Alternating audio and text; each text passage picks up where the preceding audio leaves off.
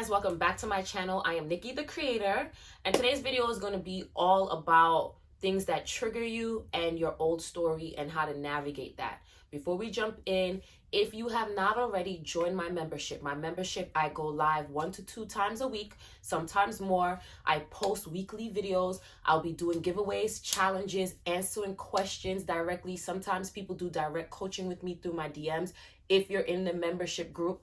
And my podcast is currently on hold while I revamp, because I have major surprises for you guys. All you have to do is go to the join button on my main YouTube page, click join, and it's for a small fee of, I believe, $5.99.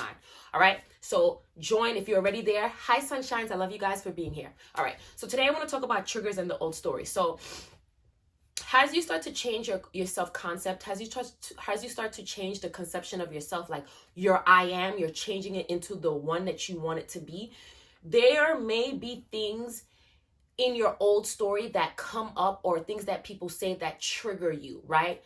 Now, some people, it may not. Some people, it will. You guys always know, if you are highly triggered and emotional, do some breath work, take your mind off of it by doing something completely different.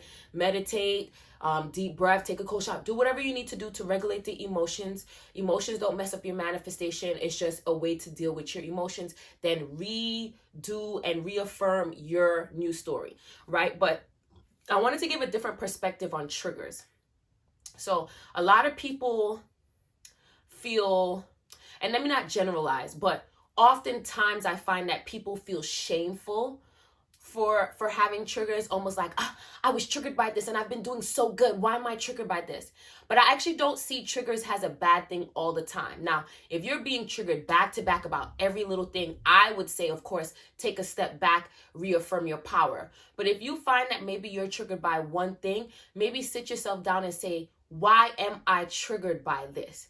Am I triggered by this because this is an area of my life that I just need to remind myself of my power? Is this an area that I need to reaffirm my new story? It is okay. So what I find also is that when people are manifesting a specific person, I find it often with specific people, not necessarily like money. This could be a belief, right? But when a specific person does something and triggers them, or when a family member does something and trigger them, they automatically kind of want to blame the other person. But sometimes that person triggering that in you is a way for you to reflect. And when you kind of go into triggers with that mindset, it kind of eases the shame. It goes, instead of going, oh, I'm so mad that I got triggered again and I've been working on my self-concept, I've been working on myself, I've been focusing on myself, oh, I should not be getting triggered. Your thought process will more so be like, all right, that kind of pissed me off. That kind of made me feel and think like I was the old version of me. Why is it that made me do that? Do I need to reaffirm my power? Do I need to adjust the story a little bit better? Right? So when you can kind of go into thinking of your triggers in that way, you'll release the shame, you'll release the guilt, you'll release, the being mad and frustrated with yourself. You'll just more so look at it as a reflection and how to grow. Now, that brings me into your old story. Your old story is only going to continue to be relevant as long as you hold on to it. Now, I know that sounds so simple, and it really is that simple, but sometimes when you have emotions tied to a certain experience that you remember, it feels hard to let go of. So let's just say you went through a really bad breakup where he said some really hurtful things, or she said some really hurtful things. That old story that you're rejected, that you're not wanted, that people leave you, are connected to a high emotion of hurt, sadness, depression, whatever it's connected to. So as you move forward in life, moment to moment, when you think of that experience, you tend to remember the emotion that it causes you, and you hold on to it because your brain goes, see, you went through that, so hold on to that story and don't experience new because you could get hurt again.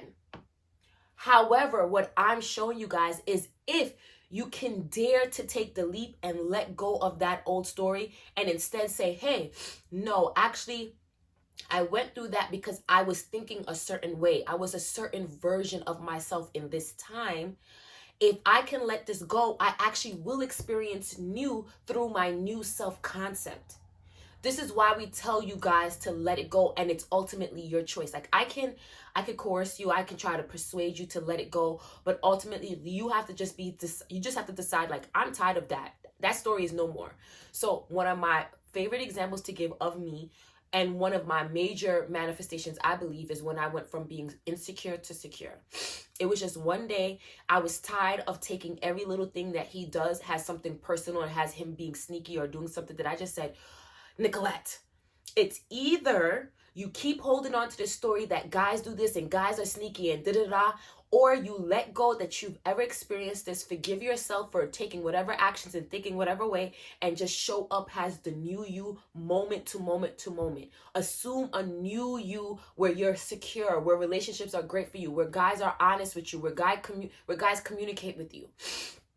And every day, moment to moment, I just reminded myself of this new story with affirmations, sleep affirmation tapes, or meditating on this new version of me, right? And when I did that, what began to happen is that began to be my experience, and that began to be my dominant story.